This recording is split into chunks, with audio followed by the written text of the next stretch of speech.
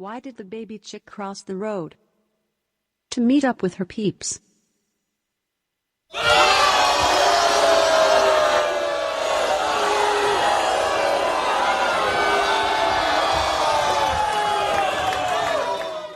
When do lazy horses refuse to run? Whenever they can, tear.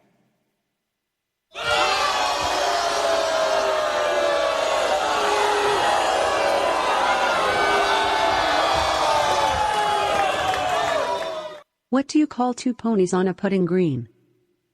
A horse and a horse on a golf course, of course.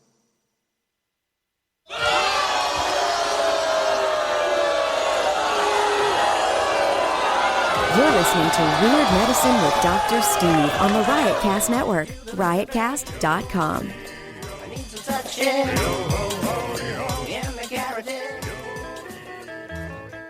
Weird Medicine contains mature contents that may be offended to some listeners. Let me What did I do wrong then? Your all's house is like an oven. It won't go down. It won't go down. My boner won't go down. It won't go down. It won't go down. My country boner, it won't go down. Hey, this is Trash, lead singer of Vertical Small with this week's PSA. Even though Dr. Steve and his friends are smart motherfuckers, they are not your personal doctor. Do not take anything that you hear on this radio show serious. If you're having health issues, go see your own family practitioner. And always remember, fuck P.A. John.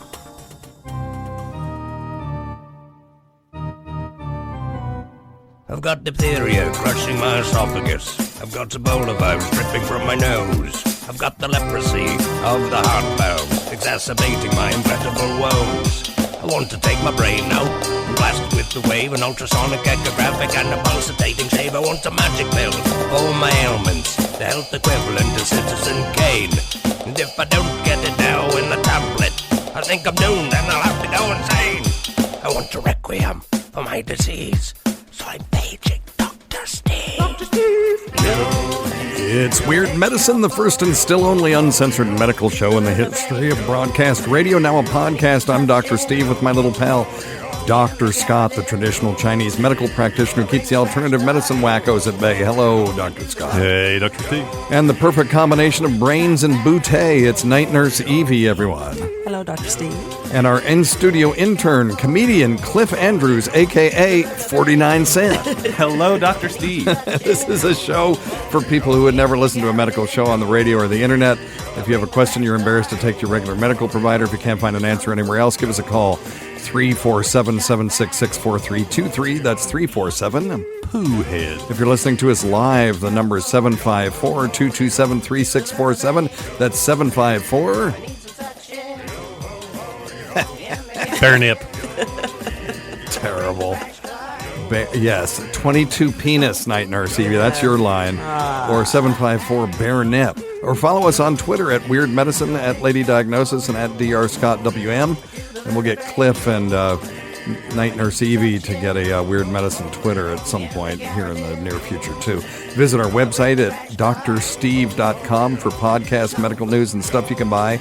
Or go to our new merchandise store at cafepress.com/weirdmedicine. Most importantly, we are not your medical providers. Take everything here with a grain of salt. Don't act on anything you hear on this show without talking it over with your doctor, nurse practitioner, physician assistant, pharmacist, chiropractor, acupuncturist, yoga master, physical therapist, or whatever. Okay, very good. All right. So, Cliff, welcome. It's been a while since you've been on the podcast. Yes, it's been a long time. Regular listeners who have good memories will remember Cliff as one of the finalists in the Funniest Person in the Tri-Cities competition.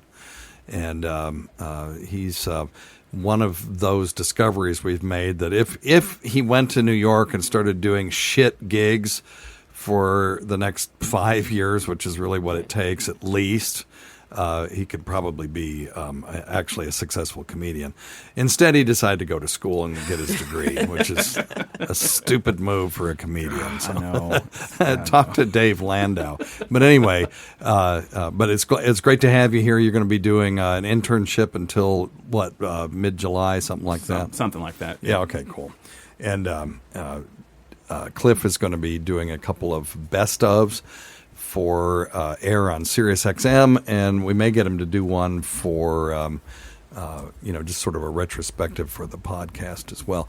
And if you're interested in doing your own retrospective, you can go to premium.drsteve.com. That's premium.drsteve.com for $1.99 a month. You can get access to all of the archives, including some premium content that regular podcast listeners haven't heard.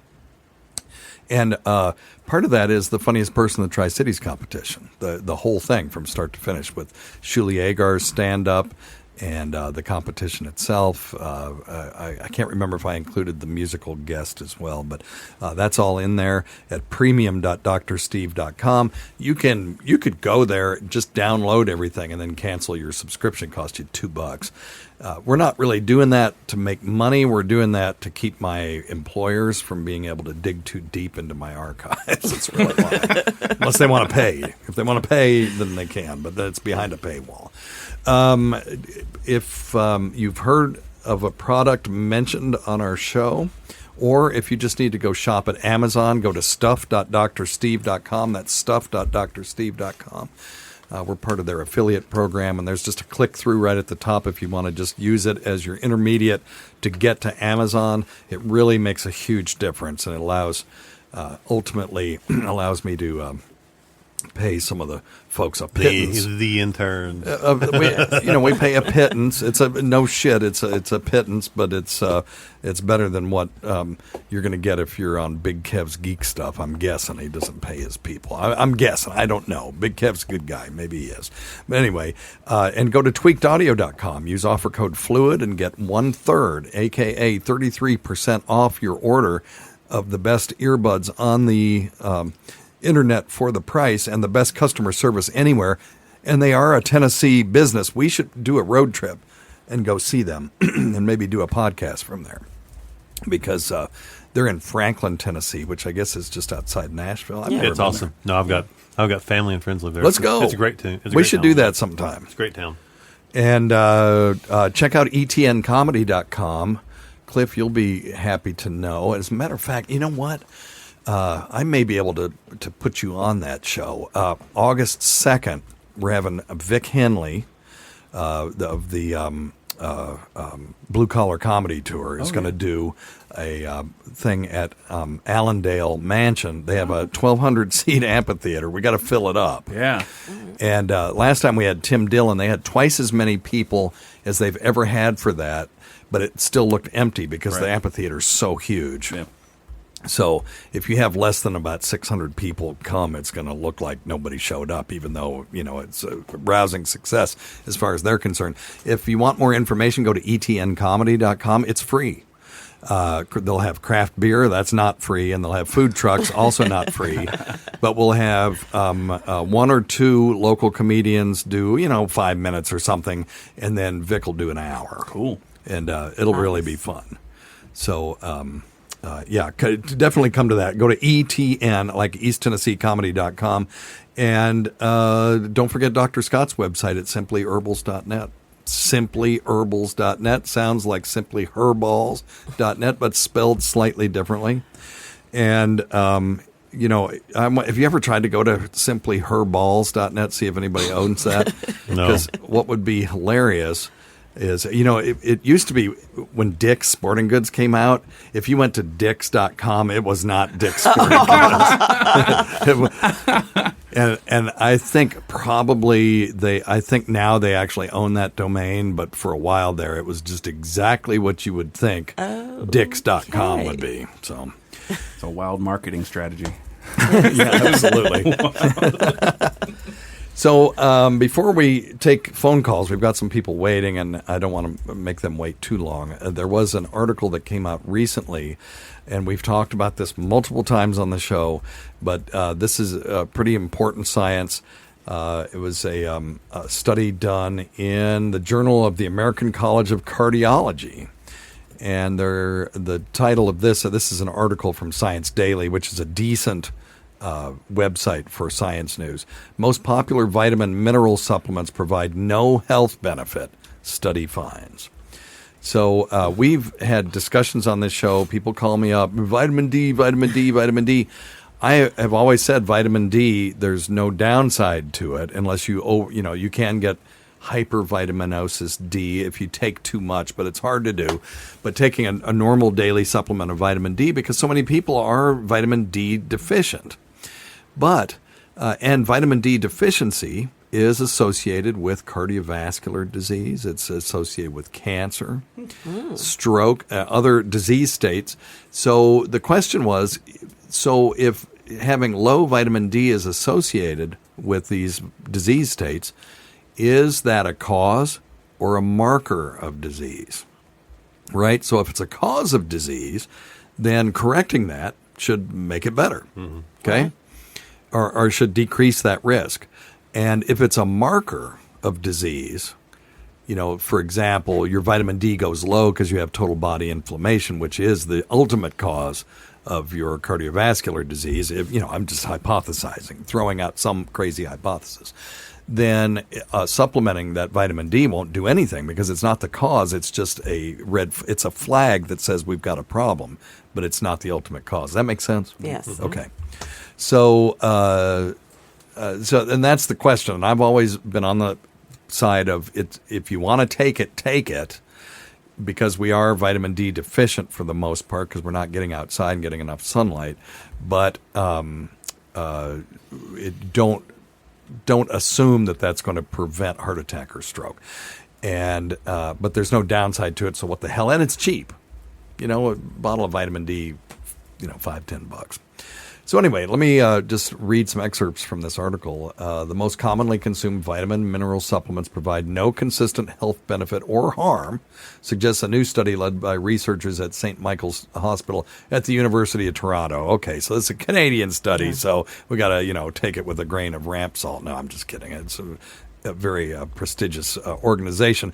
And the Journal of the American College of Cardiology is no shit journal. Okay. It's so they did a systematic review. So what is that? A systematic review is where you take a bunch of smaller studies and try to match them for quality, and then you mush the data together. This isn't the perfect way to do a study by any means because, each one of those studies could have a little bit of bias. If they're all got a little bit of bias in the same direction, you're going to get a lot of bias at the end of this. But it is a way to take a bunch of smaller prospective data and make a bigger prospective study out of it. And you have to read the article to determine whether they did a good job of that. Okay? If they're taking a bunch of anecdotal evidence and mushing it together, that just makes a bunch of shitty data. Okay? Yeah. So anyway, they did a systematic review of existing data and single randomized control trials published in English from 2012 to October 2017, found that multivitamins, vitamin D, calcium, and vitamin C, the most common supplements, showed no advantage or added risk in the prevention of cardiovascular disease. So it didn't do any good, but it also didn't do any harm.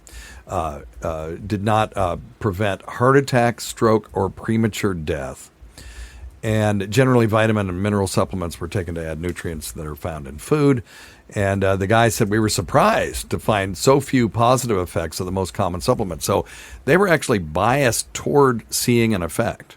If you're surprised that you didn't see an effect, that means you were expecting to see one. So they were actually biased toward it. These aren't a bunch of naysayers, So our review found that if you want to use multivitamins, vitamin D, calcium, or vitamin C, it does no harm, but there's no apparent advantage either. Now, that's apparent advantage for things that they looked for, because every study that we do has to have some sort of endpoint.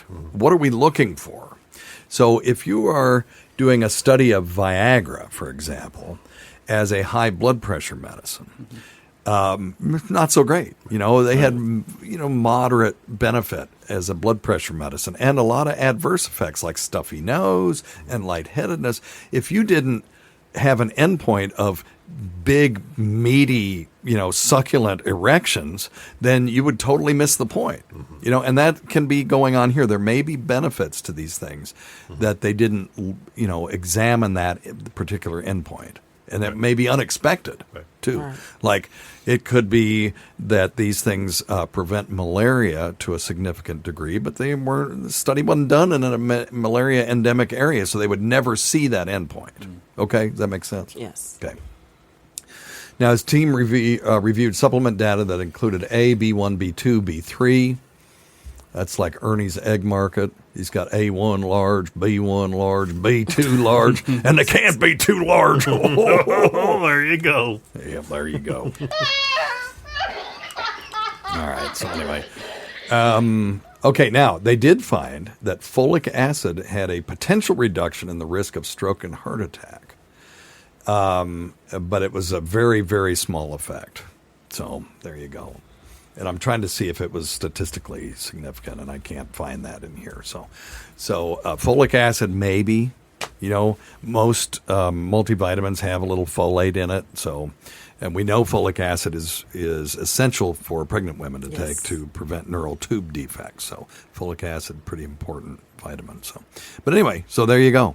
I was disappointed, because I take my vitamin D every day. I take my vitamin E every day to help my peripheral neuropathy, and it seems to, anecdotally seems to be really helping quite a bit. So, but and now, does that mean that vitamin D is worthless? Of course not. If the one disease that we know vitamin D prevents is rickets.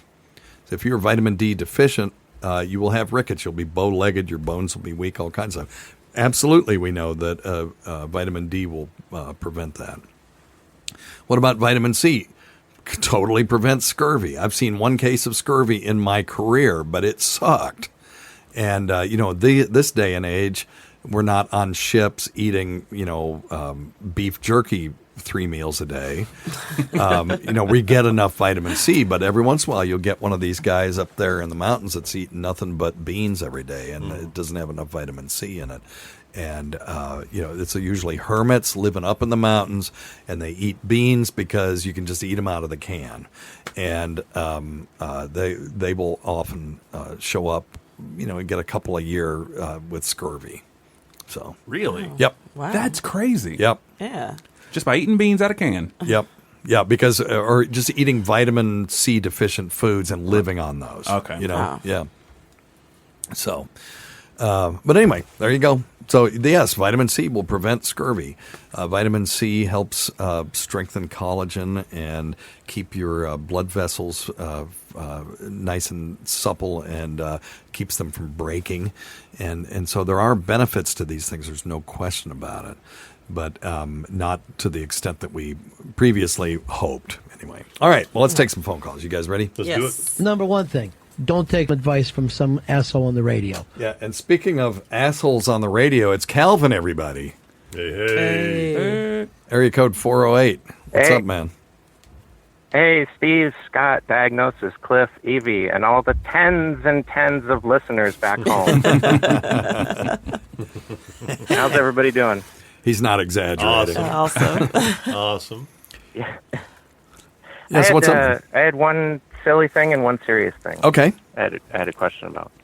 Okay, so the serious one was, I confirmed this through the internet. You said that adrenaline was a vasoconstrictor, and I found that to be kind of odd because every time I've ever had adrenaline, it's always made my legs all wobbly, and so I thought it was a vasodilator, and also I've had my wisdom teeth all pulled out while I was awake, all 4 at the same time. Yeah. And I believe the Novocaine also had adrenaline in it To keep you spread from through bleeding. the nerve. Yeah. And, Well, and the veins. they use the epinephrine or adrenaline in the numbing medication to keep you from bleeding.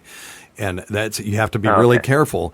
You don't want to use adrenaline when you're numbing up a finger, for example, because it will constrict the arterial supply, and the finger could, get ischemic or decreased blood flow and have damage to it. I have heard, never seen a case of this, where they accidentally injected somebody's penis with, so any of these sort of terminal appendages where you've got blood vessels going out and then coming back in other words, capillaries hitting them and then venous capillaries draining them. So I've heard of people injecting a penis with lidocaine with epinephrine in it and just have it slough off. So you don't, slough. Oh, God. Slough is a great word because it's, what is it, onomatopoeia, where the word sounds like what it really, like boom, is, so slough, that's what it sounds like when your penis falls off because you injected it with epinephrine, because it's a vasoconstrictor. Yeah. Slough. But do you know of like a scientific reason as to why it's a constrictor? Because to me, that logically the adrenaline would want to flow, and so it'd be a vasodilator. So I know it's a constrictor. If you, so if you're running from a saber-toothed tiger, and your adrenaline hits you, what you want to do is you want to shunt blood away from the GI tract because you don't need to be shitting and digesting food right then because you may not make it. Right. Yeah. So you need to shunt all maybe your... not you. Yeah. You want to shunt all your blood to the central supply so that you're getting blood to your brain and you're getting... the heart is able to beat plenty of blood to the periphery, to the muscles and stuff, where the vasoconstrictive effect is much less. Okay, so and that's why that you're shunting blood to the places where it's absolutely essential in an emergency, and so the skin can do without it. Your nasal turbinates can do without it. The kidneys and brain and lungs and all that stuff need all that blood at that time. So that's why. All right. Okay, cool. Okay. Today's episode is brought to you by Angie. Angie has made it easier than ever to connect with skilled professionals to get all your jobs and projects done well. Let me tell you, there's the version of it where you try to do something at home, and then there's a version of it where you have someone help you, you watch them do it the right way, and you go, thank God I didn't try to do that myself. I have fully done things around the home that I think look good, and then a bang in the night, and I wake up to a shelf collapsing, a painting falling off the wall. I've seen it all go south. I own a home, and I can tell you, I know how much work it can take. Whether it's everyday maintenance and repairs or making dream projects a reality, it can be hard just to know where to start. But now all you need to do is Angie that and find a skilled local pro who will deliver the quality and expertise you need. Whatever your home project, big or small, indoor or outdoor, you can Angie that and connect with skilled professionals to get the project done well. Right now, one of my wish lists is I want a bike for my condo in Milwaukee, and I would love to rig it up on a pulley in the ceiling because I have one of those like lofted ceilings, but I'm so scared to try that on my own. Angie has 20 years of home experience, and they've combined it with new tools to simplify the whole process. Bring them your project online or with the Angie app. Answer a few questions and Angie can handle the rest from start to finish, or help you compare quotes from multiple pros and connect instantly, which means you can take care of any home project in just a few taps. Because when it comes to getting the most out of your home, you can do this when you Angie that. Download the free Angie mobile app today or visit Angie.com. That's ANGI.com. What was that? You had another question? Silly thing, or? Yeah, sure. Silly thing's fine. Yeah. Now, when Tacey's here, you're allowed to chip. I'm just telling you that if Tacey's here, not Chip. You can Actually, always El chip Chipo Tacey. got deported. Oh, did he? El Chipo. Yeah, El Chipo got deported. Yeah, he's never coming back. Okay. He's been banned. And I have the guy that deported him. Oh, you do? Oh, okay. Well, let's hear that story. Hello, Weird Medicine. Super great. Number one, it's I, your Trump, right here, President. I love this show. I love Weird Medicine. It's very great. Amazing. Lady Diagnosis. She's an 11 out of 10. Totally not like Megyn Kelly. Megyn Kelly's a 4 out of 10, but Lady Diagnosis, she's the best. Believe me, folks. Weird Medicine, super number one. Amazing. Believe me. God damn, this is about as boring as sex with my wife. Oh, my God. That's beautiful. That wasn't a bad try. It's not bad. All right, It's better than mine. Not bad I'll try again another week. Can Okay, I plug man. a gig? What's that? Yeah, of course. Can I plug a gig? You can plug anything. Oh, okay. Plug it. Sure. June 6th, I'm playing Rooster T. Feathers. It's a Wednesday night, but Rooster T. Feathers, Sunnyvale, California, June 6th, 8 p.m. show. So, anyways, What is thank that? you guys. Wait, Love you, love the show. Now, you can't get away that easy. What is it? That's a comedy venue? Yeah. Yeah, it's comedy. I do stand-up. Okay, I had no idea because your chip shit is so fucking unfunny. But but why don't you send us a tape? Hell, we'll play it, dude. We'll plug the fuck out of it. Yeah. I'll email you a couple things. Okay, everybody, so plug it again, and then I want everybody to go and then do Edgar from the crowd.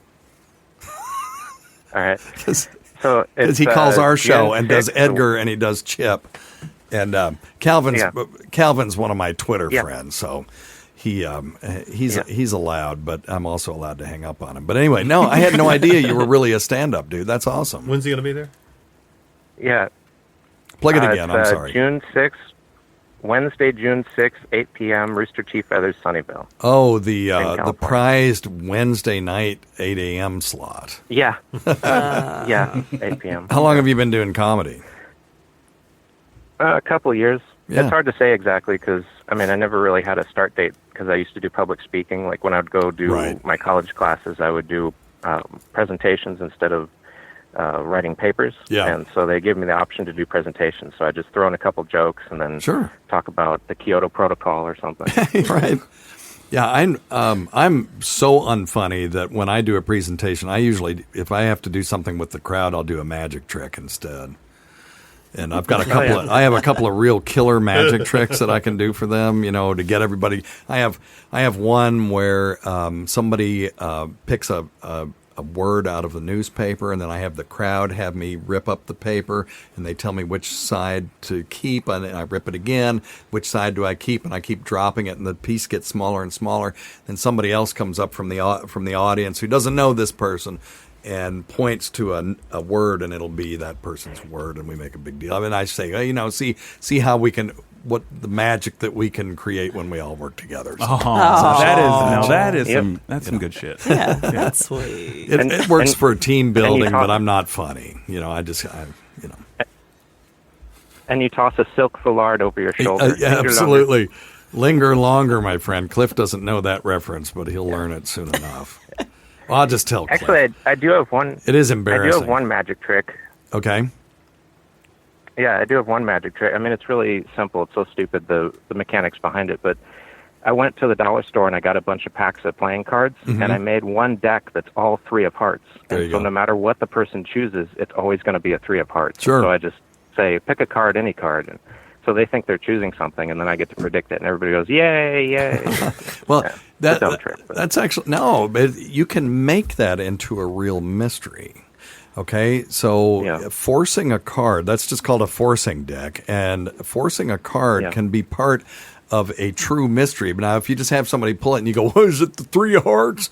There's no mystery in that. But then if you turn around and make a dramatic reveal of their card, and you can do comedy with it too. That can be some cool stuff. I used to have a video of this redneck guy, right?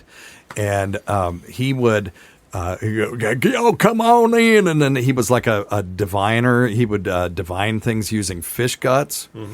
And so he would fillet the fish and throw the guts on the table. And then he would mush around in it. And then he would go, well, what the hell is this? And he'd pull up this thing, and it was a rolled up card. And he would open it up and go, is that your card? And it'd always be their card, So it wasn't a brilliant trick, but it was a little bit more complicated reveal than just saying what the card is. So, yeah. So now that you've just revealed a classic card secret, I'll be hearing from all the magicians. You better watch your back now, dude. There's going to be a lot. That's right. Those magicians get pissed off. All right, dude. Yeah. They'll stick their rabbits on me. Okay. All right. Okay. I'll see you, man. All right. Thank you. See ya. Calvin in California, actually a stand-up. He called in one time and got other people doing Chip and stuff, and I had to start the show over. I was so flustered by it. But the silk foulard thing, Cliff, just so that you got to get caught up on all of this. And I don't know if Evie knows this either, but the way I learned how to masturbate was with this cloth called a foulard, which is use it in a trick called the zombie ball. You ever seen a zombie ball? They have the silver ball, and I still have it. It's sitting over there. You have a silver ball, and you put this silk cloth over it, and then it starts to rise. Have you ever seen anybody do that? Yeah. Okay. Anyway, it's called zombie ball. Well, the silk foulard was just great for beating off into. I need to know where I can purchase a couple of those. Well, that does me no good. So no, you just gotta use your imagination. But yeah, then, I can't rip one out with that. You know, the first couple of times that you masturbate as a 12-year-old, nothing comes out. Mm-mm. You know, you haven't sort of stimulated the seminal vesicles yet, and your prostate's underformed. But then, so the silk foulard had to go when I started, making crusty messes all over it and trying to do my magic trick with these, stains. Yeah. What the hell wrong with this cloth? Yeah, that sounded just like my mother. All right, let's take another call. Let's see here. Karen. Area code 504, you're on Weird Medicine. Hello. So my husband actually emailed you about this, I think, earlier in the week. Okay. I recently had a mammogram done. Okay. And they found calcifications in my breast tissue. Okay. And, yes, so... they did a biopsy. They did 2 biopsies because the first one, they biopsied the wrong area. Oh. Yay. Oh. And the second time around, they did the biopsy, and it was more in my lymph node. Yeah. And they pulled it out, and they commented that it was purple. And come to find out that it is tattoo ink that has migrated to my lymph node from a tattoo that I have on my back. Sure. So that's kind of awesome. crazy. Yeah. Yeah, that's amazing. Well, let's talk about microcalcifications first. They're little calcium deposits that develop in breast tissue, and they're very common, and they're usually benign. And they look like little white specks on the mammogram. Now, if they're clustered, then you're a little bit more concerned. And usually microcalcifications, if that's how they named it on your mammogram, are not a result of cancer. They'll often, biopsy to be safe because you don't ever want to miss anything. And breast biopsy a lot less risky than, say, a prostate biopsy is, if you think about it. And how did they do your breast biopsy? Did they just stick a needle in without numbing you up? Because that usually is pretty stunning experience for a lot of women. Then they realize that the breast tissue deep inside really doesn't have pain fibers in it. No, they numbed the area. Okay. They numbed the area around it, and then they have, I guess it was like a little gun with a needle on it. I don't know. I didn't see. Okay. But, the first time around, they actually biopsied my breast tissue, and then when they did a follow-up mammogram immediately after to find the marker that they placed in there, they were like, oops, we biopsied the wrong area. Oh, it's my actually in your lymph node. Okay. So, but what fascinated me is that I searched for this afterwards because the doctor who did my second biopsy is like, do you have any tattoos? And I was like, yeah. And he said it's most likely tattoo ink. And when the pathology came back, that's exactly what it was. Wow. And I started doing research on it. Yep. And apparently this is more common, and people don't know about it. Yeah, it's very well known in dermatologic circles. I need to qualify that. And I'm just looking at a thing from PubMed Health. Particles from tattoo ink can spread into lymph nodes. No association with cancer or anything like that. This one researcher used samples of skin and adjacent lymph nodes taken from 6 donors after autopsy, and 4 of the donors had tattoos and were more likely to have substances like titanium in the lymph nodes. The lymph nodes obviously are part of the lymphatic system, which in turn is part of the immune system. So there are these lymphatic channels that are made to drain things from parts of the body to lymph nodes where these immune cells in this framework can kind of trap it and deal with it. So you're talking bacterial bodies, antigen, stuff like that. If you have a big cystic acne on your face. It may drain depending on the area to the neck, and you'll get an enlarged lymph node there, stuff like that. So, yeah, that's fascinating. So you're living proof of that. Did you get the slides by any chance? Oh no, I should have asked for that. Yeah, you can still ask for the pictures of the slides. My husband would have been like, "Ooh." No, that's cool. cool. The really weird thing is, I'm 41, so this is my second annual mammogram. My first one that I had when I was 40, I got this tattoo when I was like maybe 35, 36, and nothing. The mammogram was completely clear. And then all of a sudden this year it popped up. And apparently these studies say that this can show up in women years later. Sure. It's so strange. Yeah, that's something, isn't it? And so they think the microcalcification was actually associated with the tattoo ink. It wasn't really calcium; it was more like titanium, probably, or iron. And you wouldn't be able to tell the difference. Purple. Yeah, you wouldn't be able to tell the difference on an X-ray whether it was calcium. It's just radio opaque. The X-rays are absorbed by it, and so you see a big white speck on there. So, that's even more interesting. I have 7, so I'll keep that in mind. Yeah. Yeah, we should probably do a breast exam on you, Evie, just to make sure you're okay. just to be safe. I feel safe Shut already. up, Harvey. Yeah, so there you go. Now everybody knows about my boobs. And I'm glad you're getting your mammograms. Hopefully, you're getting your pap smears and other health screening stuff that you're supposed to have. And every year. Okay, awesome. Excellent. Well, good. Well, hey, thanks for calling in. That's fascinating. Yeah. I had thanks a lot. Never talked to anyone that actually had proven tattoo ink in their lymph nodes. And it's pretty cool. It's not dangerous. Tattoo ink is like metals and stuff. There's iron, there's titanium, there's other minerals that they use, and there just doesn't seem to be any toxic effect from it. Interesting. So they have not associated it with any kind of illness yet. Right. So that means I can finish up both my sleeves. Yeah, good. There you go. There you go. Full body tattoo. Yeah. All right. Hey, thanks, Karen. Hell yeah. Thanks, Karen. Thanks a lot. Take care. See ya. That's pretty interesting. That was cool. Yeah. All right, let's do one more here, and then let's get out of here for today. Let's see here.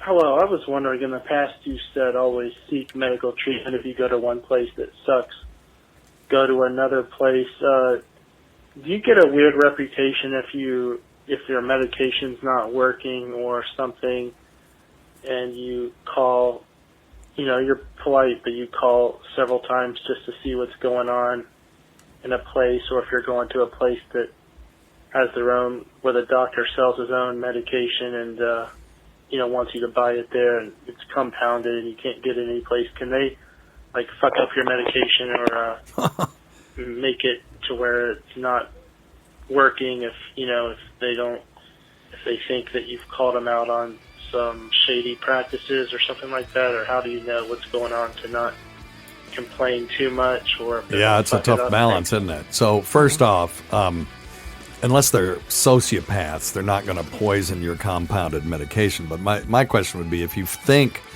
that they're engaged in something shady, why are you still going there? Just go vote with your feet, and you won't get a weird reputation. When you get a weird reputation is when you go, every doctor you go to, those last bunch of doctors, everyone was an asshole. Everyone was an asshole, but you're the greatest. That's usually a sign of a borderline personality disorder, where because those people will have difficulty forming attachments. They will blacklist you too, and then they'll just shit on you, and then you'll be the next one. So that sets off a red flag when a doctor, the first time they're seeing somebody, the patient says that all other doctors are assholes. Right. The other thing is if you're doctor shopping, for narcotics or something like that. And these days, particularly with these controlled substance monitoring databases, there's only 2 to 3 states that don't have those. They, if you come in complaining of pain and need narcotics or opioids, we don't like to use that word narcotic anymore, but that's sort of a street layman's term. they will always check it and see, well, you just got 180 of these from Dr. Smith. Well, why aren't you going to him? Well, he's an asshole. Well, that means Dr. Smith fired that person for cause. And so those are the kinds of things. That's when you can get a weird reputation. But otherwise, no, you have every right to go to a different doctor if you want to. And if your insurance is locking you into one doctor, you can just call them and say, I'd like to switch to another physician or a nurse practitioner or a PA or whatever. So feel free to do that anytime. All right? And it's perfectly okay to ask them about adverse effects that you're having or why your medication isn't working. You just say, hey, this doesn't seem to be working. Can we try something else? And most of the time, that sort of approach will work with any healthcare provider. Anyway, thanks always go to Dr. Scott, Night Nurse Evie, Intern Cliff, a.k.a. 49 Cent. Go to our website at drsteve.com for schedules and podcasts and other crap. Until next time, check your stupid nuts for lumps, quit smoking, get off your asses, and get some exercise. We'll see you in 1 week for the next edition of Weird Medicine. Comfortably numb.